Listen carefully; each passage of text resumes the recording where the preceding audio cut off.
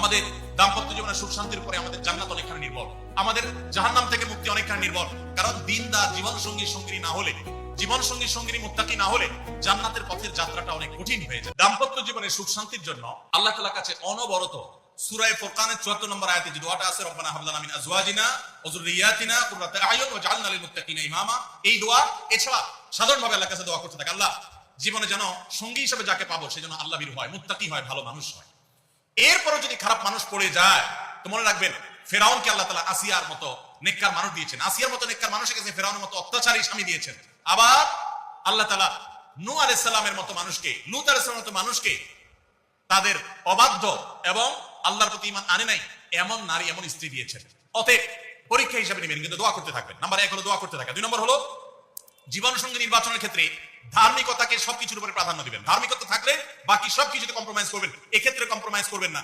অনেকে বলে, মেয়ে যদি বলে না ধার্মিক ছেলের সামনে বিয়ে বসবো না, তো বাপ মা বা অন্য অনেকে বুঝায় যে না তুমি একটু কম্প্রোমাইজ করো, ছেলেকে পরে নামাজি বানাই নিও, ছেলে টাকা পয়সা আছে এটা ঠিক রাখো, নামাজি পরে বানাই নিও।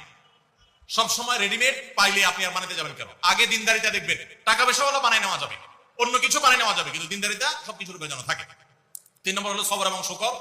স্বামী স্ত্রী উভয়কে এটা দিয়ে চূড়ান্ত ভাবে অবলম্বন না করে দাম্পত্য জীবনে শান্তি সম্ভব না। 4 নম্বর হলো একে অন্যের ভালো কাজগুলোর স্বীকৃতি দিতে জানতে হবে এবং প্রশংসা করতে জানতে হবে। এটা অনেক বড় একটা গুণ স্বামী স্ত্রী, পরস্পরের প্রশংসা করতে পারা, এবং প্রশংসা করাটা একটা ভালো গুণ স্বামী স্ত্রী। প্রশংসা করতে গিয়ে মিথ্যা বললে, বাড়িয়ে বললেও সেটা গুনাহ হবে না, স্বামী স্ত্রীর ক্ষেত্রে শুধুমাত্র স্পেশাল। আর 5 নম্বর হলো স্বামী স্ত্রী পরস্পরের দুর্বল জায়গাগুলোতে আঘাত করা যাবে না। যে জিনিসটা কথা বললে তিনি মনে কষ্ট পান, ওইটা তাকে বলা যাবে না, ওইগুলো থেকে এড়িয়ে চলতে হবে। যে এই বিষয়ে তিনি কথা বলতে চান না, স্বামী তার মায়ের বিষয়ে যদি বলে রাগ হয়ে যায় তাহলে এই বিষয়ে আমি কোনো কথা বলবো না, ভুল থাকলেও সেগুলো দেখো না দেখার ভান করবো, সবর করবো। আর 6 নম্বর হলো স্বামী স্ত্রী একে অন্যকে সময় দিবেন।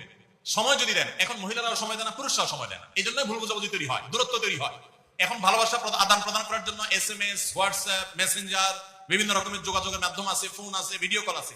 এত মাধ্যম থাকা সত্ত্বেও ভালোবাসা কম। এর অন্যতম কারণ হলো যে সবকিছু এখন অনলাইন করে ফেলছি আমরা, একান্তে একে অন্যকে আমরা সময় দেই না। সময় দেওয়াটা হলো একটা বড় কাজ। 7 নম্বর হলো অন্যের সুখ শান্তিতে আছে, তাদের ঝগড়াঝাটি হয় না, তারা একে অন্যের প্রতি খুব কেয়ারি, এই সমস্ত গল্প শুনে, মিথ্যা গল্প কিংবা সত্য গল্প শুনে প্রতারিত হতে যাবেন না। মনে রাখবেন আপনি তার চাইতে অনেক দিক থেকে সুখে আছেন, সেটা হয়তো আপনার মাথায় আসছে না, আপনি খুঁজে বের করেন, নিশ্চয়ই অনেক সুখের পয়েন্ট আল্লাহ আপনাকে দিয়ে রেখেছেন।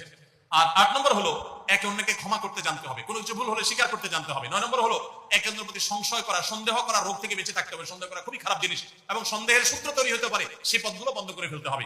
আর 10 নম্বর হলো যদি একে অন্যের কোনো ভুল সংশোধন করতেও হয়, রাগের মাথায় সেটা করা যাবে না, বরং ঠান্ডা মাথায় করতে হবে। ঠান্ডা মাথায় যখন একটু ফ্রেশ হবেন, নরমাল হবেন, তারপরে করতে হবে ইনশাআল্লাহ, তাহলে ব্যালেন্স হবে এবং জুলুম হবে না। আল্লাহ তাআলা আমাদের সবাইকে সুখী দাম্পত্য জীবন নসিব করুন, আমিন। আমাদের দাম্পত্য জীবনের সুখ শান্তির উপরে আমাদের জান্নাত অনেকখানি নির্ভর, আমাদের জাহান্নাম থেকে মুক্তি অনেকখানি নির্ভর। কারণ দিনদার জীবন সঙ্গী সঙ্গী না হলে, জীবন সঙ্গী সঙ্গী মুত্তাকি না হলে জান্নাতের পথের যাত্রাটা অনেক কঠিন হয়ে যায়। এজন্য পরস্পরের জন্য দোয়াও করতে থাকবো, চেষ্টাও করতে থাকবো।